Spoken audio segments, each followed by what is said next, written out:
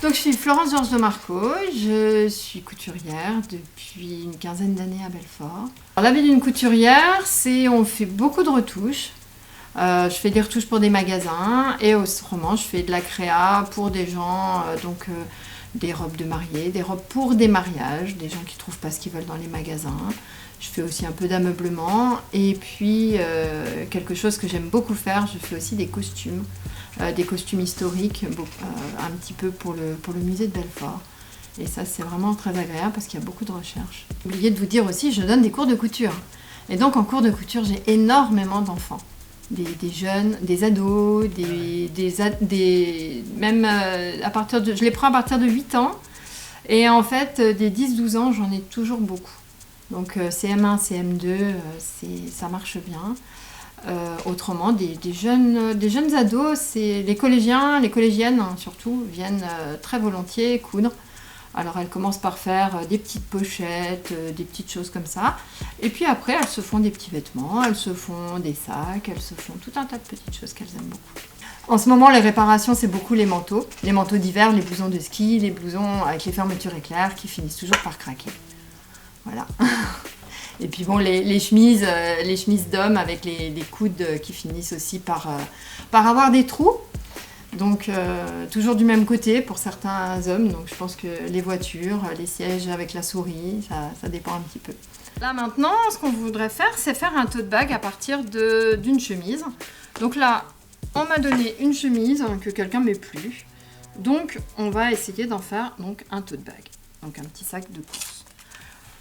Alors, déjà, on la regarde, on voit un petit peu dans quelle forme elle est. Là, on voit qu'elle a un grand ourlet en bas. Donc ça va finalement être le haut de notre sac. On va la couper. En plus, elle a des lignes, donc ça va être super facile. Il n'y a pas de dimension pour un tote bag, on fait la taille qu'on veut. Donc c'est très pratique. On va juste couper. On prend juste des ciseaux. On va quand même assez haut pour faire un sac dans lequel on peut quand même mettre des choses.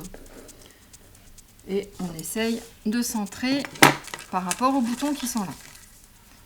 Et d'être juste en dessous des poches. 4,48. Donc on est sur cette ligne-là.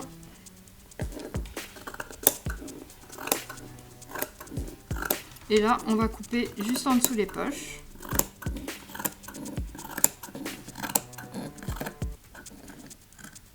On évite de couper les boutons.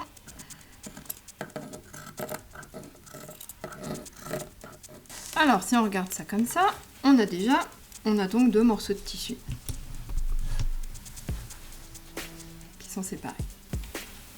Donc, on positionne les 2 tissus correctement, l'un sur l'autre.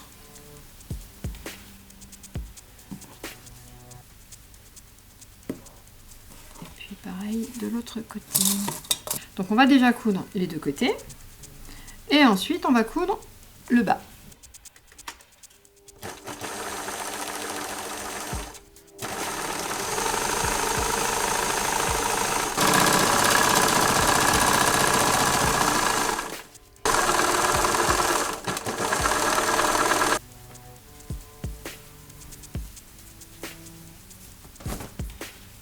Voilà.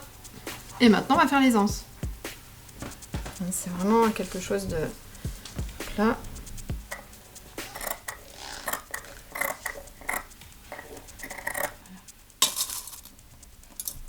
Et la même chose sur la deuxième manche.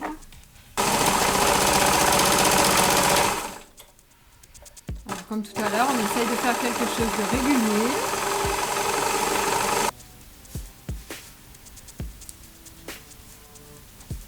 Le fer à repasser, c'est un des bons amis de la couturière. On donne un petit coup de fer sur les anses pour qu'elles soient belles. Donc là, je mesure le milieu du sac. Donc je le plie en 2, simplement. Et je vais mettre une épingle.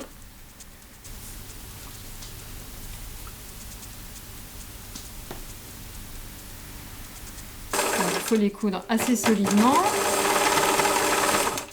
pour que ça ne se casse pas. Là, il est vide, mais on va vite mettre des choses dedans et comme ça, on va voir qu'on peut transporter plein de trucs. Donc là, bon, on va pouvoir le poser comme ça. Voilà. Sinon, on le porte simplement. Là, il est... Non, c'est peut-être à peine courte parce qu'il n'y avait pas beaucoup de... Les manches étaient courtes. Voilà.